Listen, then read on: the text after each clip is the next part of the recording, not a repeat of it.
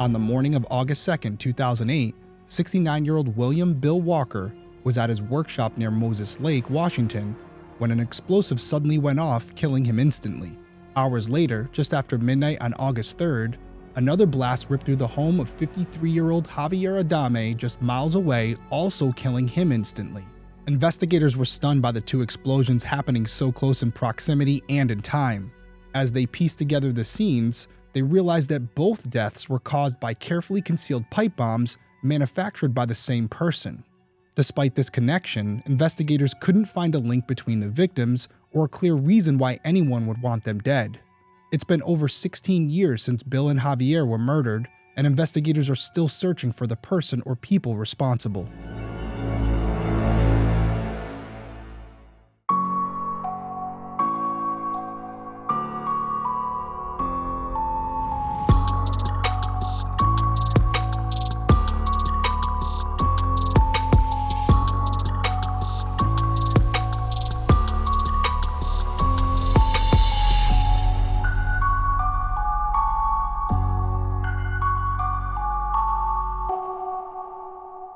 Hey everyone, welcome back to Detective Perspective. My name is Derrick Levasseur. I'm a licensed private investigator and former police detective. Each week I'll be covering an unsolved case in story format. I'll then give you my perspective on the investigation and provide contact information for the individuals or organizations connected to the case so that if you have any tips, you can contact them directly and maybe you can help solve the case. So if you're someone who's interested in true crime, specifically unsolved cases, and you would like to hear my opinion on those investigations, please consider subscribing whether you're watching on YouTube or listening on Apple Podcasts, Spotify, or whatever platform you use. Okay, so Bill Walker and Javier Adame, these are our victims that we're going to be covering tonight. This case has also been referred to as the Moses Lake bombings. And as you can probably tell, this is a little different than some of the cases I normally cover here, and that's intentional. I want to change it up. I want to keep it interesting as far as the types of cases that we're covering. And I do want to get a little feedback from you guys because I've talked to the team and I would also like to consider covering major robberies or heists. I think those cases with the mystery behind them would be interesting as well. But let me know your thoughts in the comments down below. Weigh in. Let me know what you think. You can be honest, but we're still going to predominantly cover murders and missing people because those stories need to be told. But every once in a while, I'd like to mix it up and throw you guys off by changing it up a little bit. I know we cover some more high-profile cases as well. Not only is that for the algorithm, but again, it's just based on recommendations from you guys. So let me know what you think, and we'll go from there. But as far as this case, we're going to go over the facts and circumstances. I have 3 different theories, 3 different scenarios to lay out for you. 2 of them I think you'll probably come to on your own throughout this episode.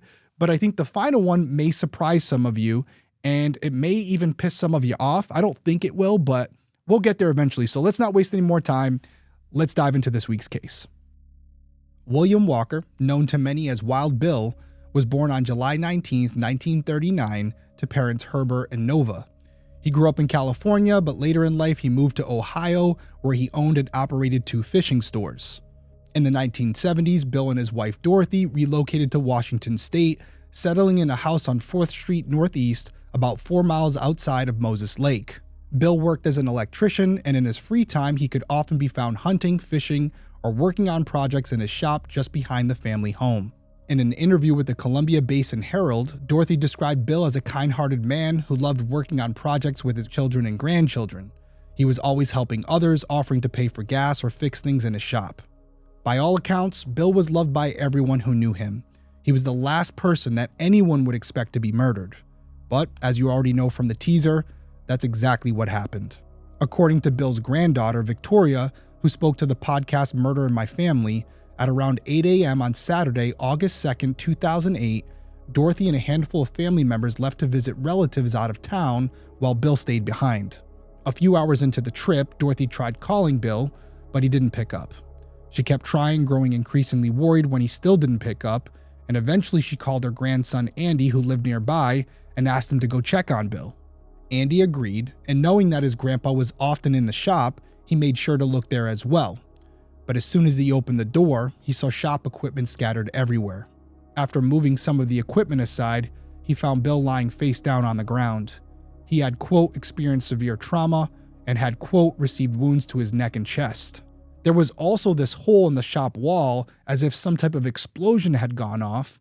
And as you can see from the photo, it's not this massive gaping hole in the wall like a person could walk through it, but it was big enough to say, okay, that wasn't there before, and you could probably tell that it was relatively new. Just before 3 p.m., Andy called the Grant County Sheriff's Office, and they responded to the scene along with EMS. When they arrived, they pronounced 69-year-old Bill Walker dead at the scene. Based on what they saw in the shop, police and EMS believe Bill's death had been caused by an accidental explosion, possibly from a marine battery charger or something else amongst the debris. The police didn't suspect anything nefarious, so at first, no real investigation took place aside from efforts to determine when Bill died. According to the Oregonian, the police canvassed the area and spoke to a couple who had been sleeping in an RV parked in the Walkers' driveway. They said between 9 and 10 a.m. that morning they heard an explosion but hadn't gone out to check it out. The police also spoke to a couple walking their dog at the same time that morning. They reported hearing a muffled blast and seeing a puff of smoke drift from the shop. However, they also chose not to investigate. With everything the police knew so far, they continued to believe that Bill's death was a tragic accident. As a result, they did not tape off Bill's shop as a crime scene, and they released the area to the family that same day. The family, also believing this was an accident, began cleaning up the shop to spare Dorothy from seeing anything traumatic. Now, I want to pause here for a second and say that it's interesting that the Grant County Sheriff's Office didn't think much of this explosion at Bill's house. And I say this because less than 2 weeks earlier, there had been an explosion in the Lakeview area roughly 25 miles away from Bill's house, also in Grant County. Now, this incident took place on July 23, 2008, when a 1985 Dodge Ram pickup truck parked in a field across from a home on Othello Place and exploded, completely destroying the vehicle. When arson investigators arrived, they found remnants of a pipe bomb. They began investigating and were still looking into that explosion when Bill died in his shop. But despite these two explosions happening in the same county within a 2-week period, police didn't start suspecting anything nefarious at Bill's place until about 10 hours later, when yet another explosion was reported in Grant County, just 6 miles away from Bill's place. At 12:30 a.m. on what was now Sunday, August 3rd, a woman named Heather called the police and reported that an explosion had just gone off, killing her boyfriend in their Stratford Road Northeast home just outside the Moses Lake city limits. According to the Spokesman Review, when police arrived, they found 53-year-old Javier Adame dead on the kitchen floor. He had severe wounds to his chest and stomach, and deputies noticed a strong sulfur smell in and around the home. It was immediately clear that an explosion had occurred, just as Heather had reported. Heather told police that earlier that weekend she had found a police scanner in a paper grocery bag in their driveway.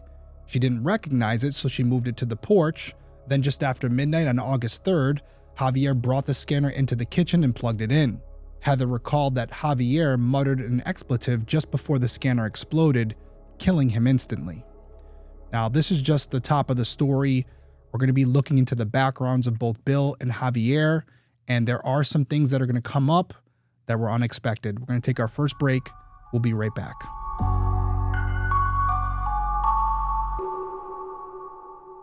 We all know that being an adult has its high points, right? You can eat ice cream anytime you want. You can go to bed whenever you want. You can watch whatever you want on TV without anybody telling you, hey, that's not suitable for you.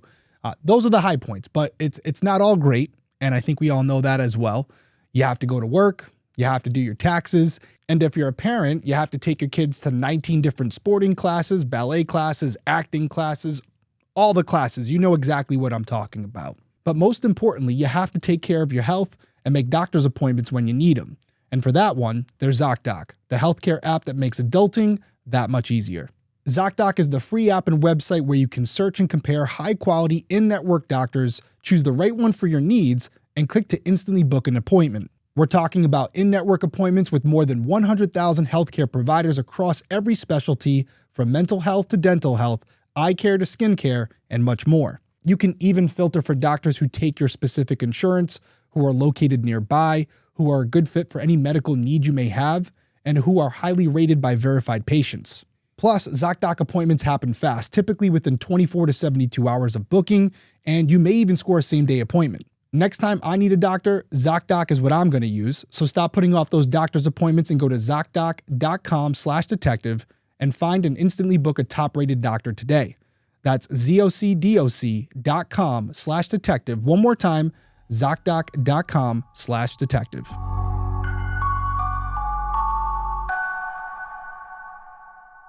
Okay, we're back from break. And before we continue, I just want to point out that as a side note, the police told the Columbia Basin Herald that finding pipe bombs wasn't unusual. Just 3 months earlier, a pipe bomb had been found along an irrigation canal bank in the Lakeview area, though it hadn't exploded. And the police at that time said, quote, "We find them every now and then. It's been quite a while since we had one." So this just goes to show you, I don't know how pipe bombs would be a common thing anywhere. I think if there's one and then there's another, it's a problem. But it seems like this was something that maybe at the time, because of the area and because of the accessibility of some of the items to make a pipe bomb, they weren't overly concerned. And I don't like to Monday morning quarterback. I wasn't there. This quote could be taken out of context, but I wanted to put it in there because at minimum, it says that, hey, listen, this isn't the first time we've seen something like this. We're aware of it. I know if it had happened in my city where I worked, if we had a pipe bomb, it would be all hands on deck. That wasn't a common occurrence. So you take this quote however you want. I wanted to throw it in there for you, and you can interpret it any way you like. Now, let's get back to Javier's story because upon examining the scanner, police realized that a pipe bomb had been hidden inside. And unlike the explosion that had taken place at Bill's shop, police did not initially believe the explosion at Javier's house was accidental. They immediately suspected that he had been murdered, and the choice of weapon was a pipe bomb. Javier's home was immediately declared a crime scene, and bomb-sniffing dogs were brought in to search the house. After it was deemed safe, Heather was interviewed further to help police learn more about Javier. Heather explained that she and Javier lived together in the home. He was a father and grandfather who loved helping people and enjoyed working on wood projects and cars. At the time of his death, Javier was unemployed, having worked odd jobs most of his life after a car accident that left him unable to work full-time. While Heather was being interviewed, the police were searching the house inside and out, and the spokesman review reported that outside the house, police found materials commonly used to make pipe bombs. This included pipes, end caps, nails, electrical wires, and timing devices. The only things missing were fuses and the accelerant, like gunpowder. Based on these findings, police believed that Javier had experience with explosives, and they speculated that he may have heard the detonator activate when he plugged in the scanner, which would explain why he muttered some type of swear word right before the device exploded. Now, I do want to say here, this is one interpretation of what these materials being found could mean. It may mean he just coincidentally had experience with pipe bombs. I would have gone maybe another route, and Haley had made some notes in this script that would suggest that I wasn't the only one who thought that when I read this, but there is another angle to this that some of you are probably picking up on what I'm throwing down. And I'm going to save this whole theory that I want to dive into until the perspective, but it does pose some major questions. One of the biggest ones being, is Heather telling the truth to police, or is she covering something up? So after surveying the scene at Javier's, the police were now wondering if the explosion at Bill's house was connected. As I mentioned earlier, they initially believed Bill's death was a tragic accident. But now, with 2 fatal explosions occurring within less than 12 hours, it seemed like Bill's death needed a closer look. Bill's granddaughter Victoria, who I told you earlier had spoke to the Murder in My Family podcast, also told them that police returned to Bill's shop and officially declared it a crime scene. However, by this point, people had already been in and out of the garage, cleaning up so Dorothy wouldn't have to see the aftermath. Unfortunately, this meant that potential evidence had been disturbed or even removed. Even with that being the case, the police examined what was left, and during their search, they noticed that a marine battery charger, which was found amongst the debris, could have been potentially concealing a pipe bomb. And based on this finding, it was now believed that Bill could have been murdered, just like Javier. But here's where things get even stranger. When police spoke with Bill's family about the battery charger, they learned that it belonged to Bill. He had loaned it out to a family member for some time prior to the explosion, but it was his. Now, the family wasn't sure how or when Bill got the battery charger back. They didn't even know if it had been returned to him before the explosion or if someone might have placed it outside the shop that morning. All they knew was that he had loaned it out and it was back by the time of the explosion. But based on what Heather said about the police scanner just showing up at their house, the police suspected that Bill might have found the battery charger somewhere on his property, brought it into the shop, plugged it in, and that's when it exploded. According to KHQ, police now believe that Javier and Bill's murders might be connected and possibly linked to the Dodge Ram pipe bomb in Lakeview. So with multiple explosions to investigate, the FBI was brought in to assist. The FBI was ultimately able to determine that the pipe bombs used in Bill and Javier's deaths were made by the same person or group. However, the bomb in Lakeview was a different type of explosive. Just a quick note here, the police didn't specifically say that the Dodge pipe bomb wasn't related to the murders. However, after this incident wasn't really brought up again with the murders. It wasn't covered by the media. But just because it wasn't covered by the media, it doesn't mean that behind the scenes, investigators still didn't believe there was a connection and was actively working that. Again, just because it's not reported on, it doesn't mean that there's not something going on. So I just wanted to point that out. We couldn't find a lot of mention of the Dodge pipe bomb after all this, when the FBI came out and said, hey, it's a different explosive. But there's a lot of explanations for that. One could be that the same bomber committed all three acts and yet they were trying different things. And so the device that was used was different. That's the simple explanation. So I don't want to discount it completely. And I do think it could be connected. And that's going to come into play in one of my theories at the end of this episode. So in regards to these explosives, let's talk a little bit about them, because a ATF senior explosive officer who worked on the case later told King 5 that the person who made the pipe bombs used in Bill and Javier's murders was, quote, very skilled. The officer said, quote, real malice and forethought occurred here. Somebody built a bomb, disguised the bomb, and then designed it in such a way that it would be operated by the victim. The officer didn't share what the bombs were made of. However, he mentioned that, quote, most pipe bombs we see are filled with explosive powder. Fireworks powder, all these things are readily available. They can be misused. While the FBI was examining evidence from the explosions, the police started looking into Bill and Javier to see if there might be a connection. Maybe they had a common enemy, or maybe they were involved in something similar. Unfortunately, this didn't really go anywhere. The police were never able to find any link between Bill and Javier. The two men didn't know each other, and they ran in completely different circles. In fact, when police looked into Bill's background, they didn't find any red flags. He was well loved by everyone who knew him. He had never been arrested, and he wasn't involved in anything suspicious. However, when it came to Javier, police had some concerns, and we're going to talk about it right after the break.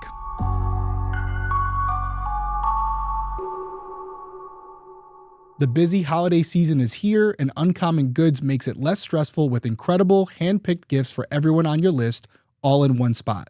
Gifts that spark joy, wonder, delight, and allow you to find that perfect, unique gift for yourself or someone you care about. They scour the globe for original, handmade, absolutely remarkable things, and somehow they know exactly the perfect gift for every single person you know. And I gotta tell you, I put them to the test, and they passed, because I went over to the site, and I was looking for something that Tenley and I could do together at night, and something that would take a while. Sure enough, I'm looking at different puzzles, and I find this marble run. It's made out of wood and metal, and it's got motors to it, and I order it. And it comes in, high quality, awesome puzzle. It's been taking us 2 weeks to build it. We've been building a little bit at a time, and we liked it so much that I went back on and bought the other two sets that all connect together. So that's what we're working on right now. I hadn't seen this anywhere else, so if it wasn't for Uncommon Goods, I probably wouldn't have found it. And when you shop Uncommon Goods, you're supporting artists and small independent businesses. And many of their handcrafted products are made in small batches, so if you want them, you gotta shop now before they sell out this holiday season. They really do have some meaningful, out-of-the-ordinary gifts that I haven't seen anywhere else, and I also like that some of the gifts you can actually have them personalized. And if that's not enough, with every purchase you make at Uncommon Goods, they give back $1 to a nonprofit partner of your choice. They've donated more than $3 million to date. From holiday host and hostess gifts to coolest finds for kids to hits for everyone from book lovers to diehard sports fans, Uncommon Goods has something for everyone. So to get 15% off your next gift, go to uncommongoods.com/detective. That's uncommongoods.com/detective for 15% off. Don't miss out on this limited time offer. Uncommon Goods, we're all out of the ordinary.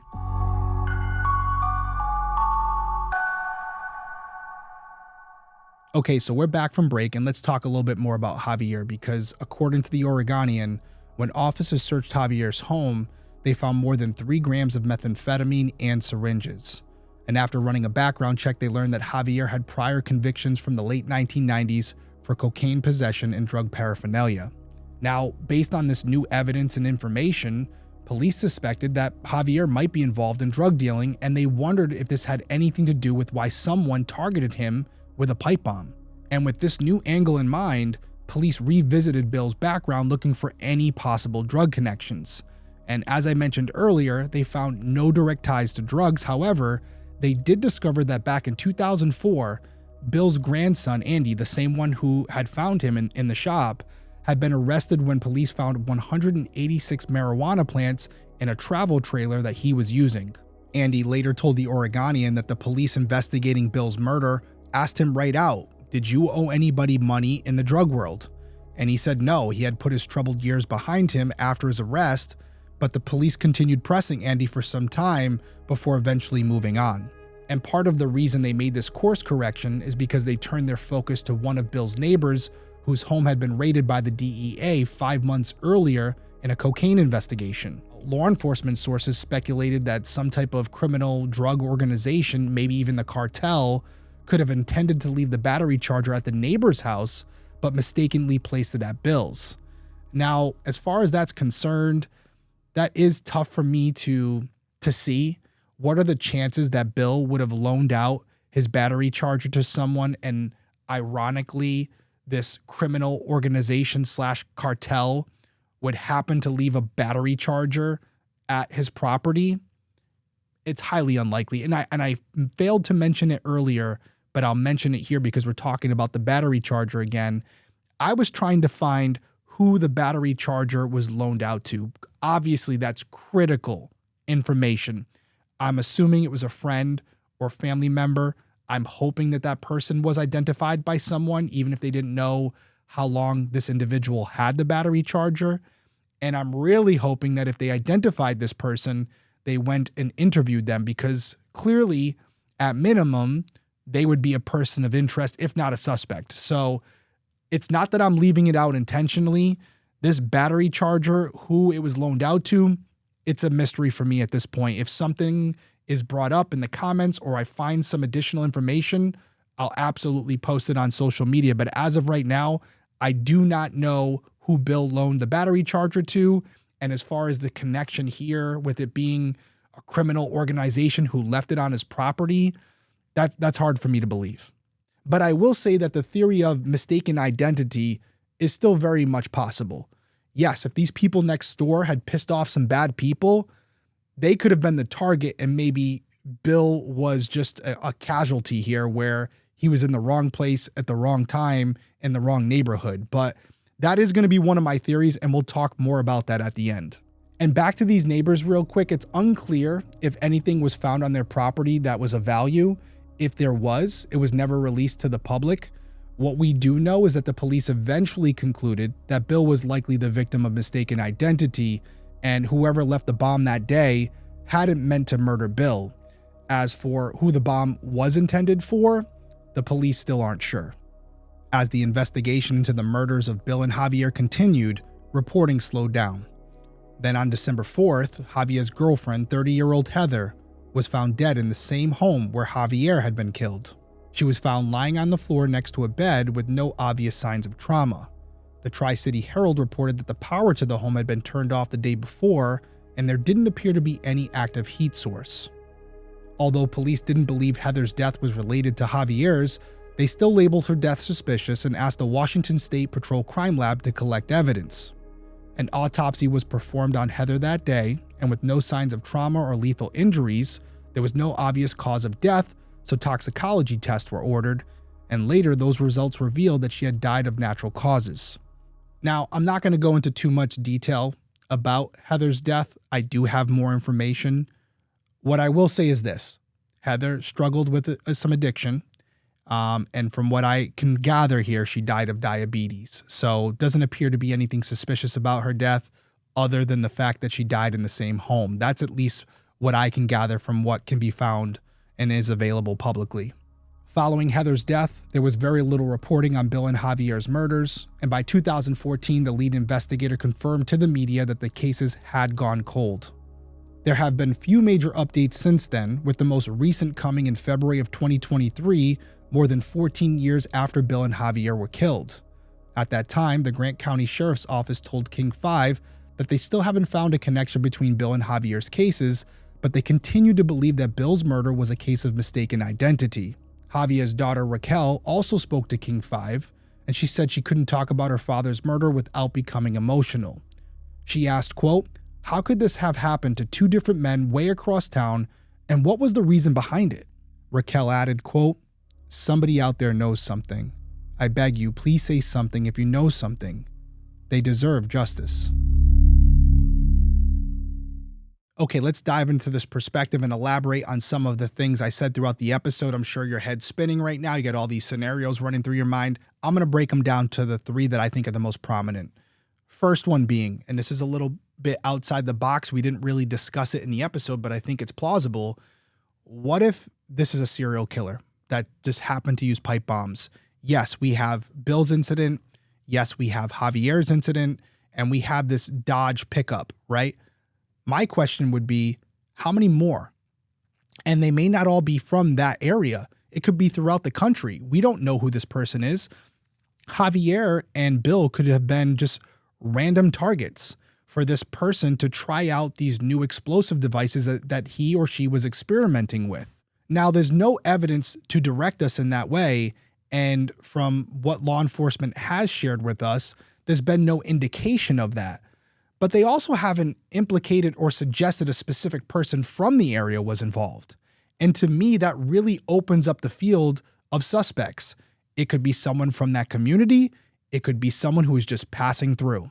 I think both scenarios, based on what we know, are equally plausible. And what about this truck, this Dodge pickup truck where this explosive device went off? It could mean a couple things, but at minimum, who did this truck belong to? Was it so badly damaged that there was no way to find out the registration behind the vehicle, whether that was through a license plate or a VIN number? Did law enforcement ever identify the owner of this vehicle? That is information that I would like to have. And it's possible that this Dodge pickup truck belonged to an owner who lived right there, and that's fine. I would still want to know who that person is and see if they had any connection to Bill or Javier, or maybe both. And if it doesn't belong to anyone in that area, who does it belong to, and why was the vehicle parked there? That would be the question. Now, the second scenario we're going to talk about is the one that I've been alluding to throughout this episode, and the one that law enforcement has subtly inferred is the most probable scenario in their minds and their professional opinions based on their investigation. And that's the idea that Javier was the intended target and Bill was killed due to mistaken identity. So you could be looking at a situation where if Javier was involved with some bad people, they were going to kill him with the pipe bomb. They didn't do enough research and they plant the bomb at the wrong location. And unfortunately, Bill was collateral damage. And maybe even before the bomb went off, who knows, they realize that they got the wrong location. And that's when they make a second bomb and put it in the driveway of Javier's home. So 12 hours later, when Javier finally gets to it, plugs it in, that's when they accomplish whatever mission they had to take out this quote unquote competitor or target or someone who maybe owed them money. We don't know. I will say in Javier's defense, you would think if that were the case, there would be a lot more to this investigation. They would learn that Javier was involved in some type of criminal activity or enterprise. And not that I'm minimizing his charges that he had, but we're talking cocaine possession and drug paraphernalia. There's a lot of people who are good people but made bad decisions who have those type of charges on their record. I would have liked to see some type of charge of distribution on there or associates of his that were involved in distribution through an investigation where I could say, yeah, even though he hasn't been charged, he's in those circles. He's around those people. It's very possible that he's dealing in that type of business. Maybe that is true. If it is, they haven't said it to us. And so I would think at this point, with all these years and the case going quote unquote cold, according to law enforcement, if that were the case, maybe they would come out with more information at this time saying, hey, Javier was involved in some bad stuff. They went after him. They accidentally killed Bill. And when they realized it, they took another shot at it and they finally got him. But as of right now, they haven't. So we're kind of left wondering, is this really what happened? Or could it be even a more simpler explanation, which is the third theory that I'm going to talk about right now. So before I get into this final theory, I want to qualify here by saying, I mean no disrespect to Javier, his family, or his friends with what I'm about to talk about. Part of being an investigator is asking difficult questions and exploring all theories, even when they potentially involve one of the victims. And something that may have crossed many of your minds as I was going throughout this episode was the fact that many components needed to make a pipe bomb were found on Javier's property. And one thing that we know is that there have been cases where the offenders have actually killed themselves with their own contraptions. So finding all those items on his property and not really seeing a need for them other than to make the bombs, that's concerning. And it does make me wonder if this answer to this whole mystery, both with Bill and Javier, is much more simple. Could Javier be the bomber? Could he have been involved with the Dodge pickup truck pipe bomb? And for reasons unknown to us, was he the one who planted the bomb at Bill's property earlier that day? Now, I know law enforcement has said there is no connection between Bill and Javier, which makes that scenario unlikely. But if there was a connection, or maybe Bill was just randomly picked by Javier because Javier had some bigger plans, maybe later in that day, when he was working on additional devices, he made a mistake and killed himself. So that brings into question Heather. If this is all true what I'm saying, why would she tell this elaborate story? Well, if she knew what Javier was doing, she's criminally liable as well. So by making up this story and basically putting the bomb outside the property and painting Javier as a victim, she not only clears herself, but she also clears Javier, who's now no longer with them. And it is interesting to me that after Javier's death, there's no more occurrences in the area. As I mentioned earlier in the episode, you had 3 bombings in a very short period of time. And then after these explosions and after Javier's no longer with us, the bombs stop.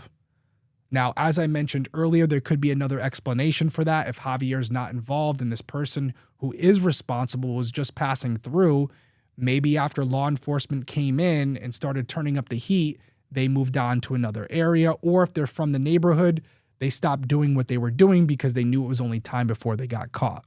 So again, I'm not saying that this is what happened or that Javier's the guy, but with the bombing material being found on his property, and also just, again, it could be a coincidence. I mentioned the Dodge pickup truck that exploded.